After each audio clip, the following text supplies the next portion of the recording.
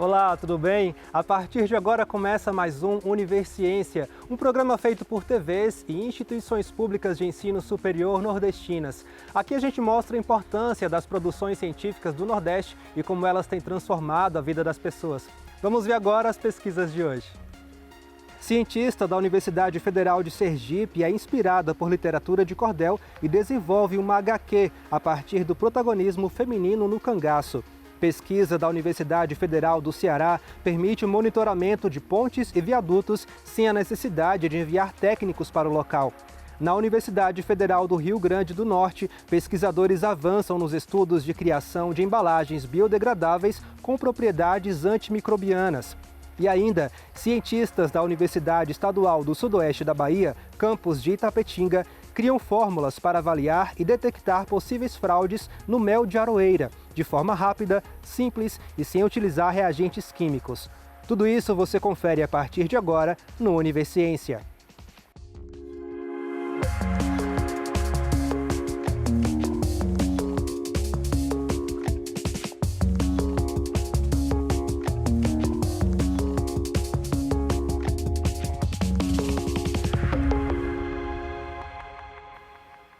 Um movimento social que marcou a região nordeste do Brasil na década de 1930. Estou falando do cangaço, uma intervenção que buscava lutar contra a pobreza dos nordestinos.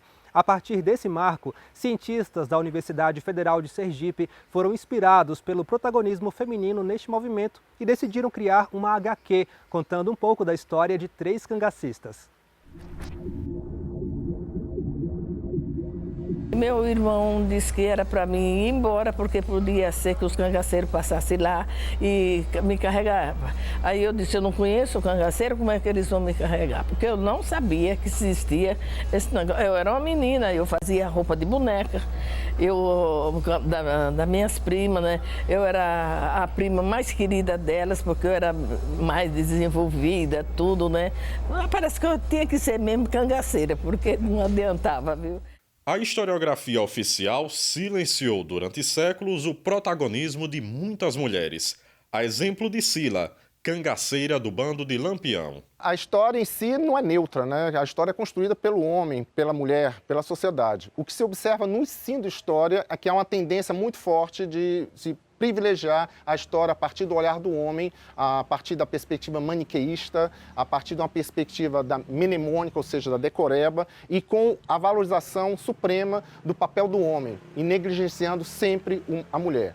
O que se observa na perspectiva do cangaço hoje, na nova conjuntura, sobretudo do século XXI, é que existem pesquisadores e pesquisadores que têm concentrado as energias com outros olhares na perspectiva do papel da história.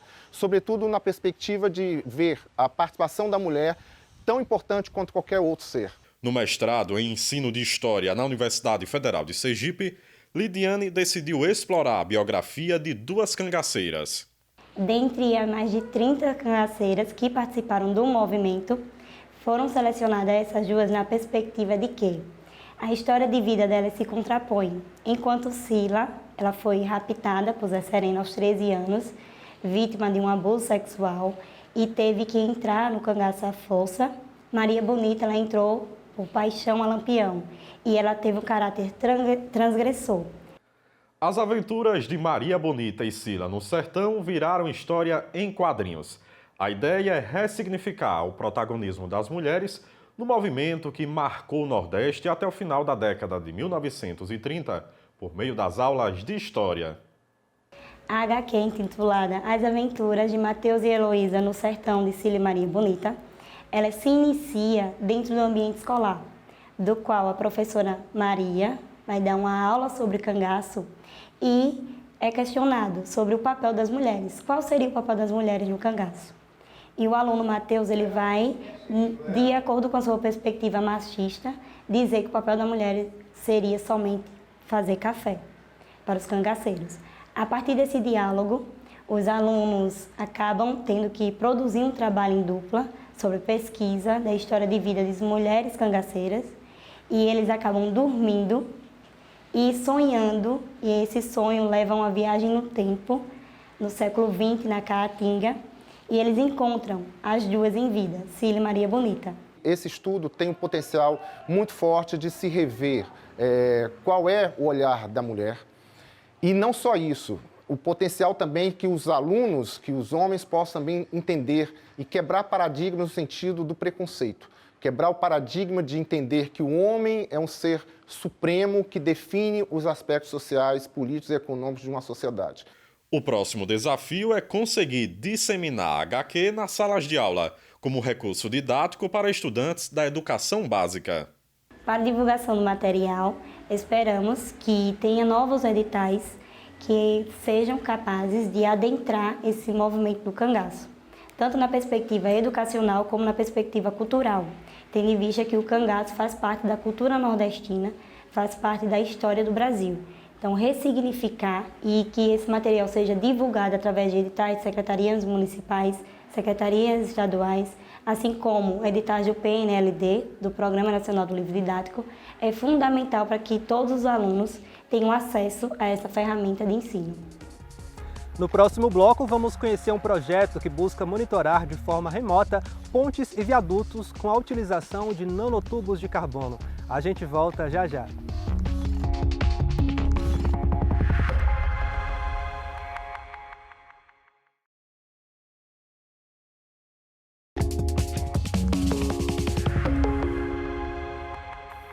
Um estudo que busca monitorar de forma remota as condições de pontes e viadutos sem necessidade de envio de técnicos, e isso através de materiais inteligentes com a utilização de nanotubos de carbono.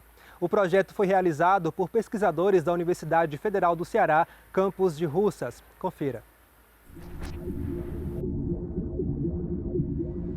Nesse projeto em específico, nós tentávamos solucionar um problema da infraestrutura, né, do Brasil, por exemplo.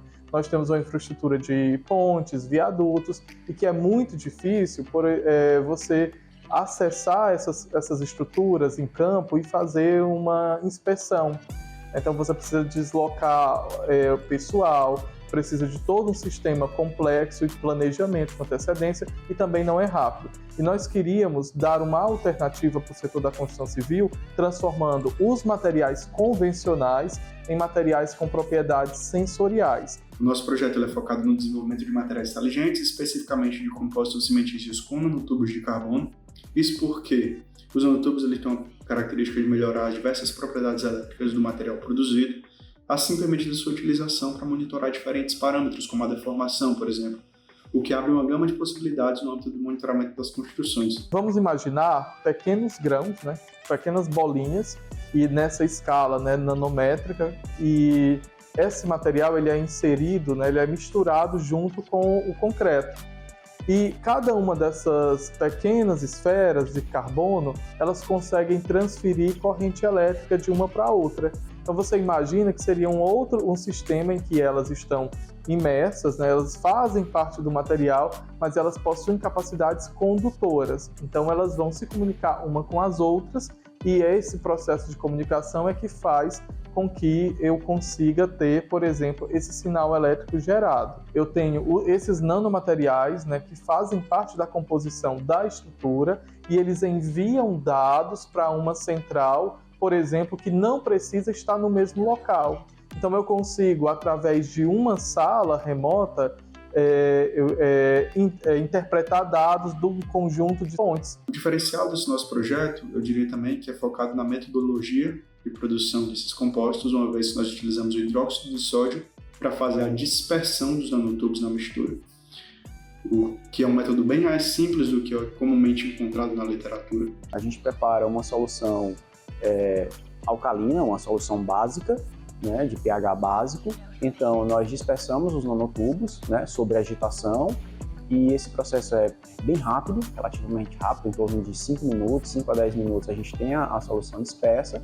Então o que não dispersou desses nanotubos a gente permite que sedimente, né, então é um processo de separação, e a gente fica apenas com os nanotubos que estão realmente suspensos, e aí eles conseguem ser estáveis por vários dias, né? Nós fizemos o acompanhamento no caso desse trabalho, de 60 dias, e eles se manteram dispersos em solução aquosa durante esse período de 60 dias. o que permite, por exemplo, preparar com antecedência os nanotubos e só em seguida eles serem adicionados, por exemplo, no concreto. O processo de desenvolvimento desse trabalho ele começa a partir de experiências de outras universidades estrangeiras, como, por exemplo, a Universidade do Porto e a Universidade de Perugia. Mas, em termos mundiais, nós temos outras universidades, como a Universidade de Delft, em que também se estuda esse tipo de material. E nós vimos que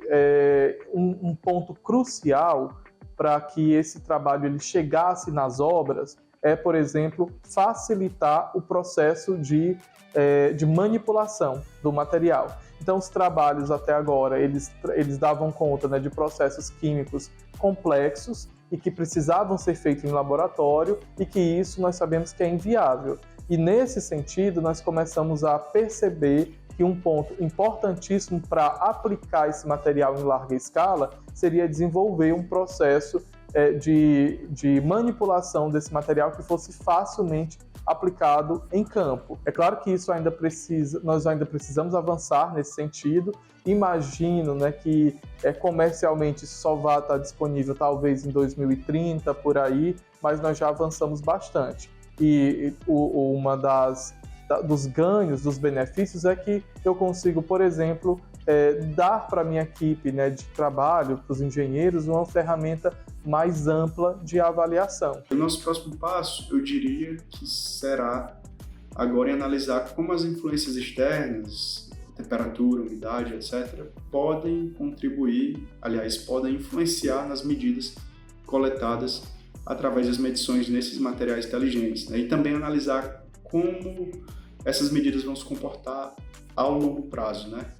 Então é uma etapa bem interessante que nós teremos aí pela frente.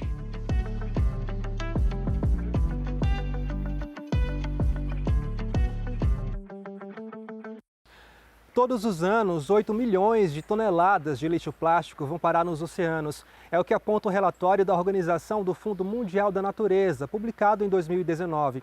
Esses materiais causam prejuízo ambiental incalculável.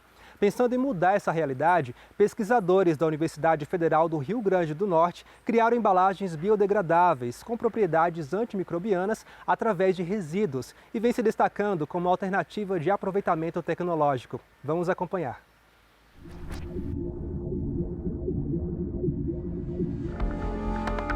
O mundo está produzindo uma quantidade recorde de resíduos plásticos descartáveis, principalmente feitos a partir de combustíveis fósseis, apesar dos esforços globais para reduzir a poluição plástica e as emissões de carbono.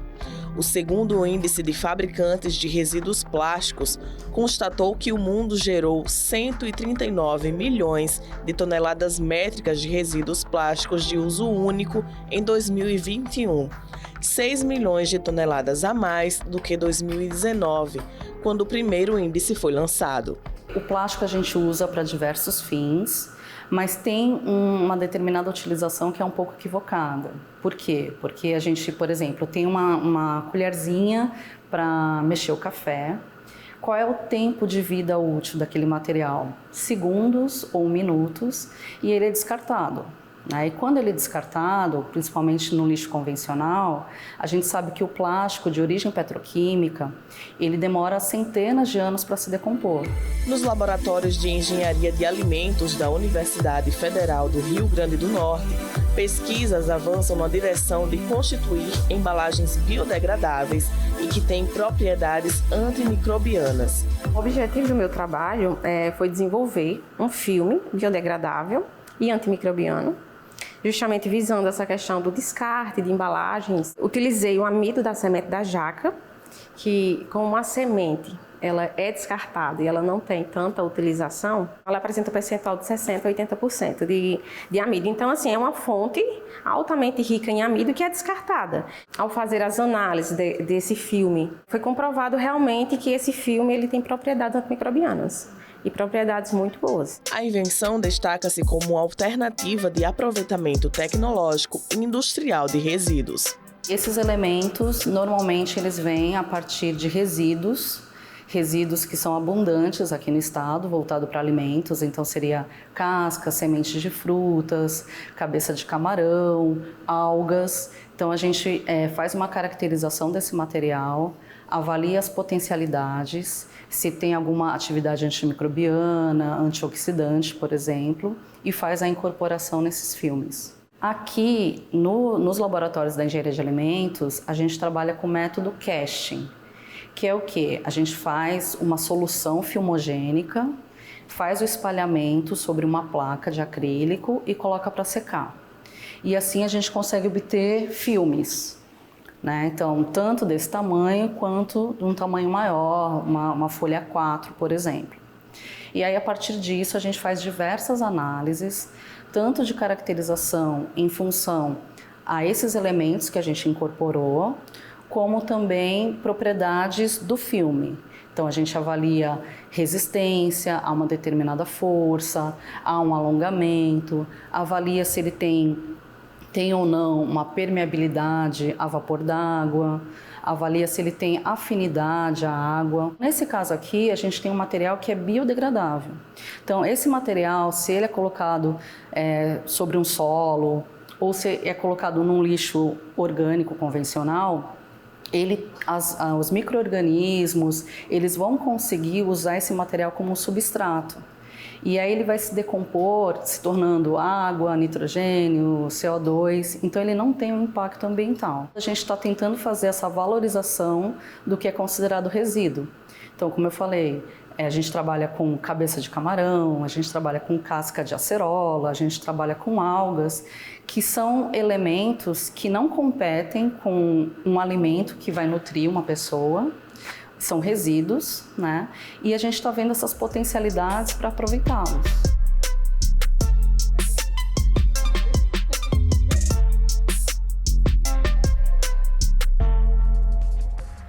No próximo bloco, cientistas da Universidade Estadual do Sudoeste da Bahia buscam identificar possíveis fraudes no mel de aroeira. A gente volta já.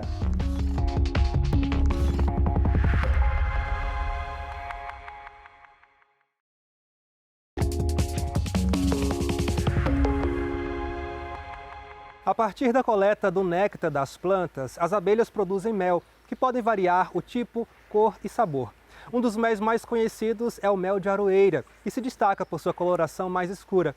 Com o objetivo de identificar possíveis fraudes neste mel, cientistas da Universidade Estadual do Sudoeste da Bahia, campus de Itapetinga, decidiram criar fórmulas para avaliar e detectar possíveis adulterações no produto, de forma rápida, simples e sem utilizar reagentes químicos.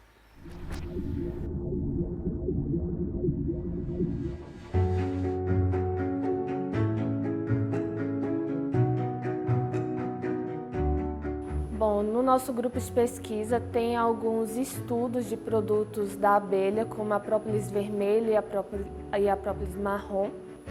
E aí, devido à diversidade desses méis encontrados em supermercados, méis de diferentes origens botânicas, geográficas, com diferentes tipos, méis mais líquidos ou cristalizados, mais consistentes, com diferentes cores, veio o interesse do estudo desses méis, o que diferencia, quais são as análises de qualidade, o que está presente nesse mel, às vezes mais claro, mais escuro, o que diferencia eles. E a partir daí, nós iniciamos, a partir desse interesse dessa pesquisa, a gente iniciou essa pesquisa. A gente tem mel com diferentes características, porque a gente tem abelhas, às vezes a gente tem a mesma espécie de abelha, mas a gente tem vegetação diferente, períodos diferentes. E no caso desse trabalho, é o trabalho que a gente está aplicando com mel de aroeira. Então é um tipo de mel oriundo aqui do norte, do norte de Minas Gerais e da Bahia também. A gente já tem uma região muito grande na Bahia, onde a gente tem bastante aroeira, onde a gente tem esse tipo de mel. E é um mel, como vocês estão vendo aqui, é um mel um pouco mais escuro. E esse mel mais escuro, naturalmente, já tem um pouco já de preconceito por parecer, por fugir daquele mel que a gente conhece mais claro, como o mel de floral, e parecer, às vezes, até com mel de melado de cana. Inicialmente, esse estudo de caracterização, a gente pretende caracterizar e contribuir para a valorização desse produto, principalmente porque esse mel de aroeira ele é um mel mais escuro e geralmente os consumidores eles preferem consumir um mel mais claro, então a gente pretende identificar, né, alguns minerais, alguns compostos fenólicos nesse mel para contribuir para a valorização desse produto, né, que geralmente é produzido por pequenos produtores. Fraude, a gente não sabe as condições que essa fraude foi realizada, né? Então a gente não sabe as condições que um xarope de glicose ou frutose foi adicionado a esse mel e os danos que podem acarretar a nossa saúde. E além do mais, a gente pode consumir um mel, um determinado produto, pensando nos benefícios que ele traz para a nossa saúde. Então, por exemplo, você pode consumir um mel de laranja, um mel de eucalipto, aroeira, pensando nos benefícios, sendo que, na verdade, às vezes 50% desse mel, na verdade, pode ser apenas um xarope à base de um açúcar comercial. Então, ele pode não trazer esses benefícios à saúde que o consumidor espera quando adquire e consome esse produto. Como todo trabalho de adulteração, autenticidade de fraude, a primeira coisa que a gente precisa de novo é identificar, né, qual é o padrão desse mel. O que é que faz esse mel, por exemplo, ser mais escuro do que os outros tipos de mel? Então, qual é a característica dele em relação ao teor de açúcar, que é um parâmetro importante, o teor de aminoácidos, quais são os tipos de minerais presentes nesse material, que pode ser utilizado para caracterizar quais são as características únicas que esse material tem. Então, a primeira coisa que a gente fez nesse trabalho foi buscar isso. Diferentes análises podem ser utilizadas para detectar fraude no mel. Tanto, às vezes, algumas análises físico-químicas, análises cromatográficas. No entanto, a maioria dessas análises elas podem ser demoradas ou necessitam de uma gama de reagentes, elas são complexas. E no nosso estudo a gente vai utilizar a técnica de espectroscopia no infravermelho, próximo e médio, que são dois equipamentos diferentes, onde a partir dele a gente não precisa utilizar reagentes químicos, é uma técnica rápida, simples, e a partir dela a gente pretende construir um modelo de detecção de fraude do mel de aroeira. Para a indústria é muito difícil ela conseguir, utilizando só visualmente, identificar essa qualidade. Então a gente está com essa pesquisa aqui, a gente está desenvolvendo, determinando esses parâmetros de qualidade, né? Desenvolvendo técnicas e modelos que sejam capazes de estimar, de identificar a presença dessa adulteração, quer seja na indústria, quer seja pelos órgãos de fomento, né, pelos órgãos que fiscalizam esse tipo de produto. O nosso próximo passo da pesquisa é relacionado à fraude do mel. Como o mel ele possui um alto valor agregado, ele possui um preço de mercado mais caro que outros adoçantes comerciais, ele está suscetível a fraudes. Então, esse mel ele pode ser adulterado com xaropes à base de glicose, frutose, açúcares comerciais. Como esse mel ele é mais viscoso, pode ocorrer a adição de água, ou então esse mel ele pode ser fraudado com mel de menor valor no mercado. Então, o próximo passo é identificar possíveis adulterantes desse mel de aroeira, construir um modelo a partir da espectroscopia no infravermelho próximo e médio e a partir daí identificar possíveis fraudes com alguns possíveis xaropes adulterantes nesse mel de aroeira.